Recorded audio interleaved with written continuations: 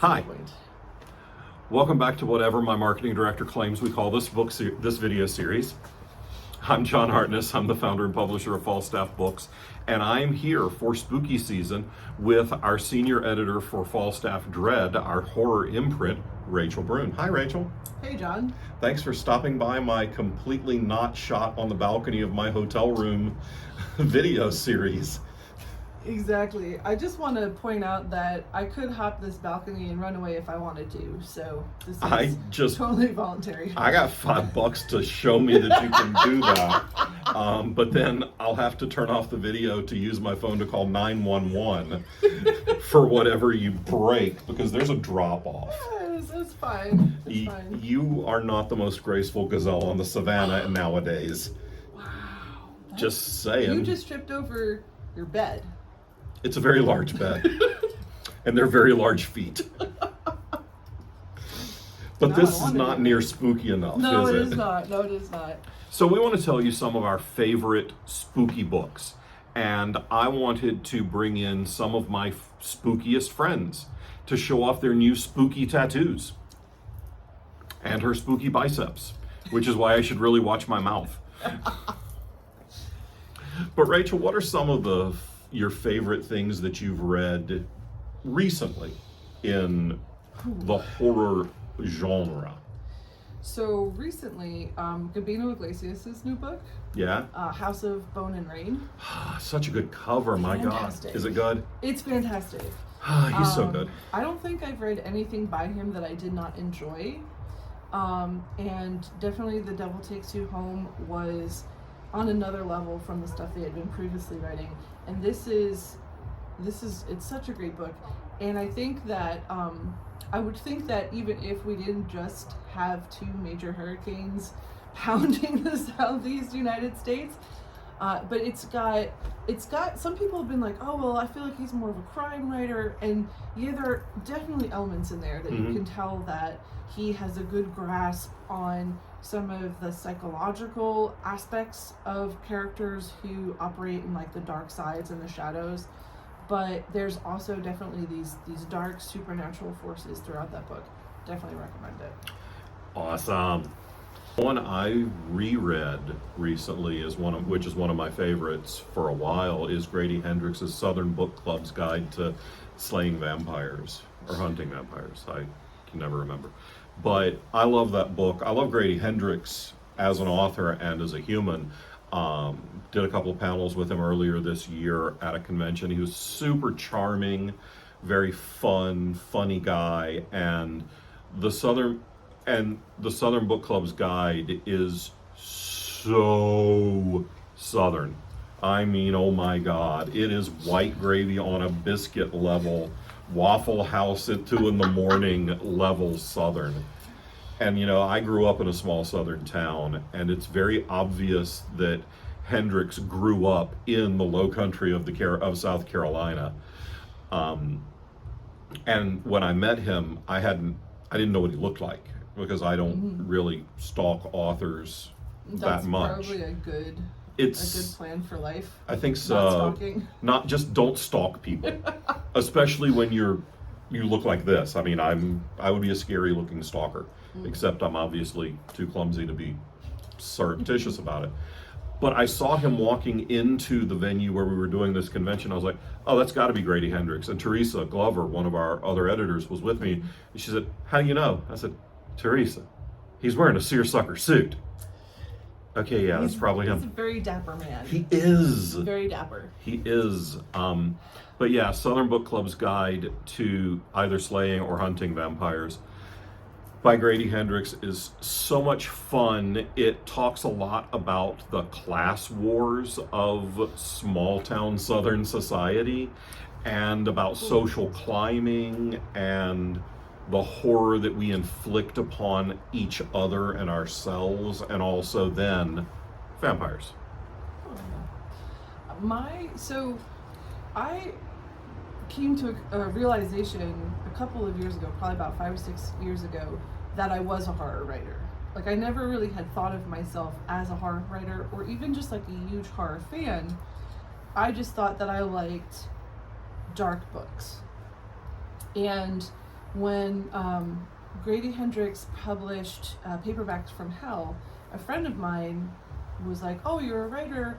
Oh, I think you might like this book," and it is really fantastic. I highly recommend to anybody who wants to write or publish horror, or even just fans of horror who are looking for like a reading list that's gonna be like really, really well, like my tattoo.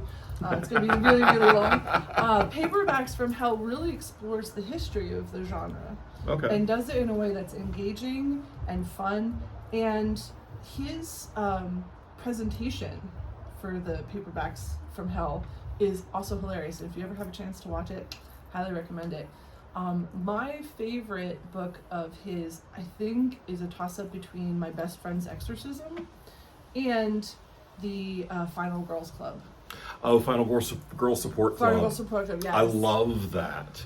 Those are fantastic. Which also then leads me to always want to talk about My Heart is a Chainsaw by Stephen Graham Jones. Oh, Stephen Graham Jones, which is so good. It's, I don't know if this is a real term or not, but I use it on the regular, so I guess it will be eventually. And now we're on video, so it's a real term. It's a genre term by law, because it's been on the YouTubes. We're going to make it a hashtag. Yes.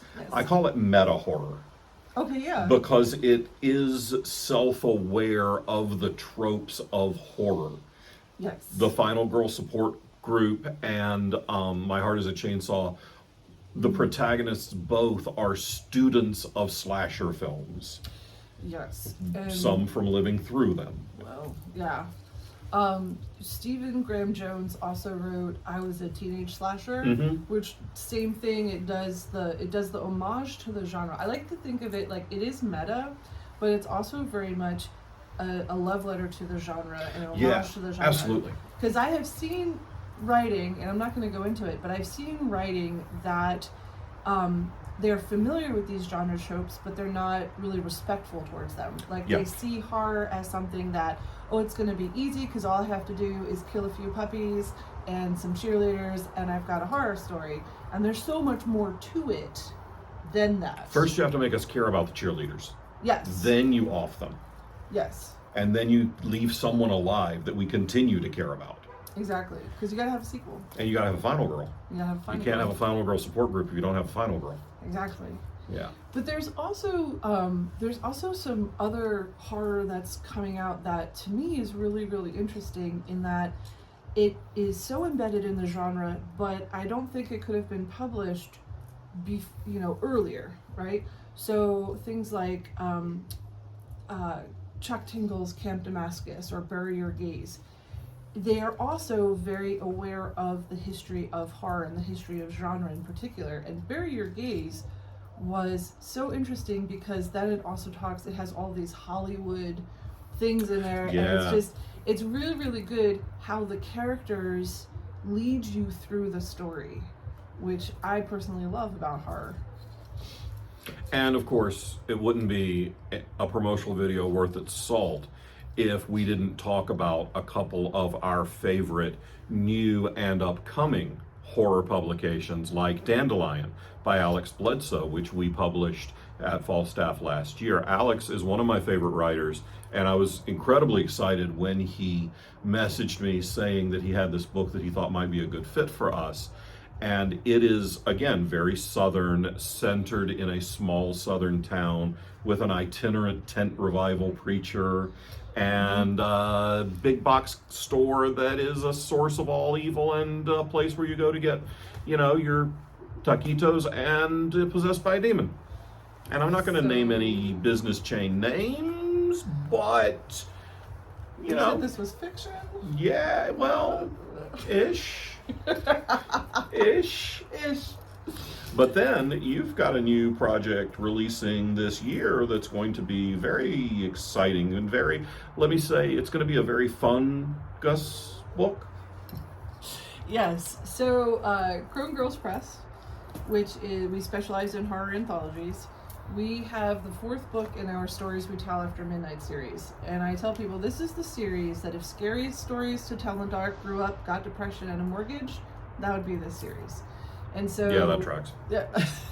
And so we did. We have probably about 25, 26 stories that all center on horror with some element of spores, fungus, mushrooms, mildew.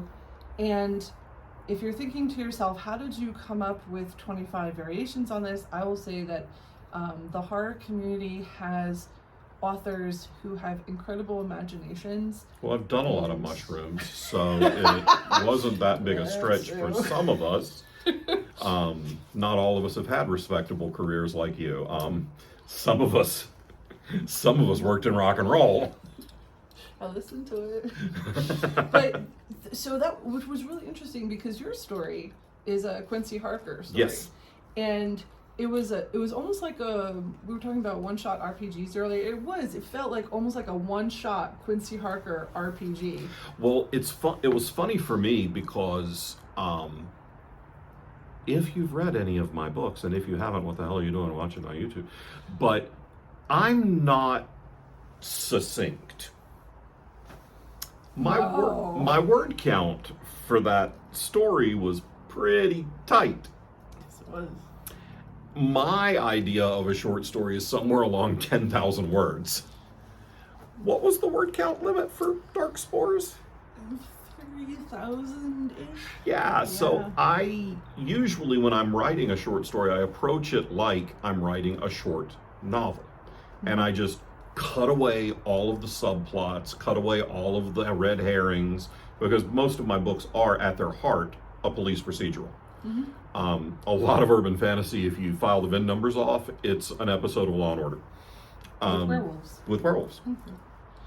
Well, this was more like a chapter. So I was like, okay, well, we have to get rid of all of the backstory I would normally write and start right from the jump. Yeah. And I think the story ended up working pretty well. I thought the story works great. Yeah, so it's a Quincy Harker Demon Hunter story, but it's also a Dracula story. That's one of my favorite things about writing the Harker series, is I get to write Dracula. Yeah. Because one, it would be in public domain regardless at this point because of when Stoker passed. But Bram Stoker didn't record the copyright correctly in the United States. So Dracula's always been public domain.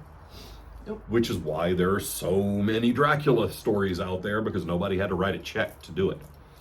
And it's a fun genre. I think that the ideas, and I mean to go completely in a different direction, the ideas of, I know, right? A force that it's a parasitical force, but it can also be a class force, and it is a what's the word I'm looking for? Home invasion force. Like, there's all of these different ways that you can go with a vampire story. That's not just like fangs and you know. Yeah. So. But you can also do the hey. Yes, you can. You can still do that. Yes, you can. That's in the Bubba series, though. I usually do save the slapstick. Slap.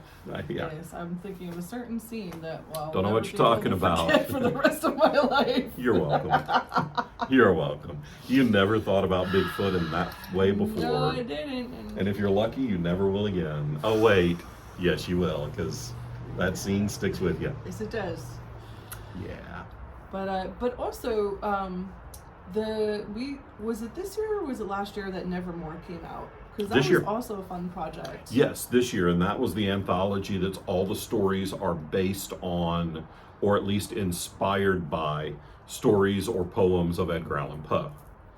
And we have a lot of fantastic stuff in that anthology. And what's your story in that one about? So it was a riff on Descent into the Maelstrom. Okay. Which is maybe not one of the more well-known Poe stories. Yeah, I have no freaking idea about that story. It was about these brothers who are sailing, and they're in the North Sea, near the Scandinavian countries, and they get stuck in a whirlpool, in a maelstrom. And the way that they get out of it is there's some sort of scientific principle where they like throw something in it, or they cut, I forget all the details, but it was touted as the story that was using scientific knowledge to get them out of this situation. And I thought to myself, that's really cool. And Poe was a marketer. Like, there are several stories which, if you look at them and you read the history behind him, Poe was marketing himself like nobody's business. And so when you read it now, you're like, well, I mean, I guess that might work scientifically. Back then, they had some different ideas about, I guess, physics. I don't know. I was a film major. And They not a knew that if physics you major. dropped a rock and a feather off the Leaning Tower of Pisa, that. Exactly. But that's about it. That was not it. But for me, I thought, well, it was really interesting because it's also a story about these three brothers, and only one of them makes it out. And so I thought to myself, well, what if it wasn't science that got them out of this maelstrom? What if it was a demon taking one of the brothers as a sacrifice for the one who lives, and then later on, that brother who was taken comes looking for the one who survived? Nice. Okay. Mine in that was another Quincy Harker Demon Hunter story, and we kickstarted this anthology. And most of the time when I'm writing an anthology for a story for a kickstarted anthology, rather, the deal I make with the publisher is I'll write it if the anthology funds, because I have a press to run, I have other books to write, I got a lot of stuff going on. I'm not writing on spec. Well, I own the press for this. I was going to say, I still didn't write the story until it funded. I mean, I'm the reason the book was late. You just admitted that on camera. I have the whole pin right here that says, "Hi, it's me. I'm the problem. It's me." And that ties into my story because the story I put in was titled Red, parentheses, Quincy's version, after Taylor Swift. Because I'm a big Swiftie. I love her. But also, Mask of the Red Death is one of the more famous ones, which I laid claim to first because I am the publisher. I'm writing the checks, so. Yep.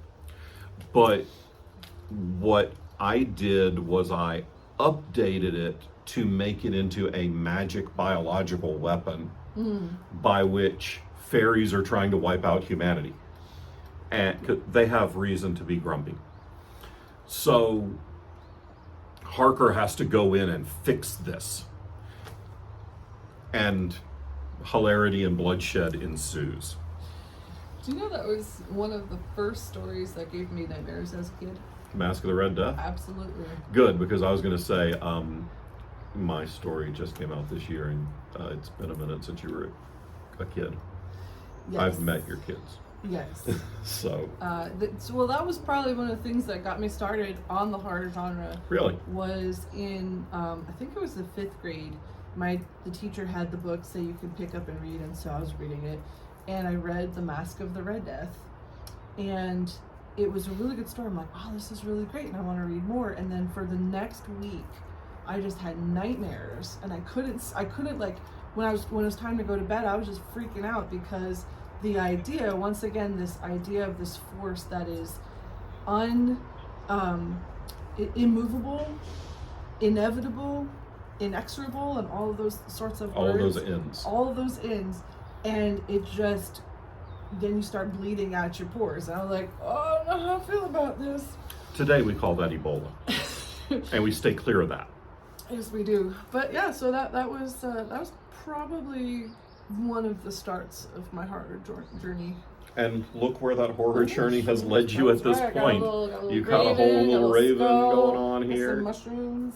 Yeah. Wolf, Yeah. You gotta live the life. Absolutely. I didn't choose the horror life. The horror life chose me.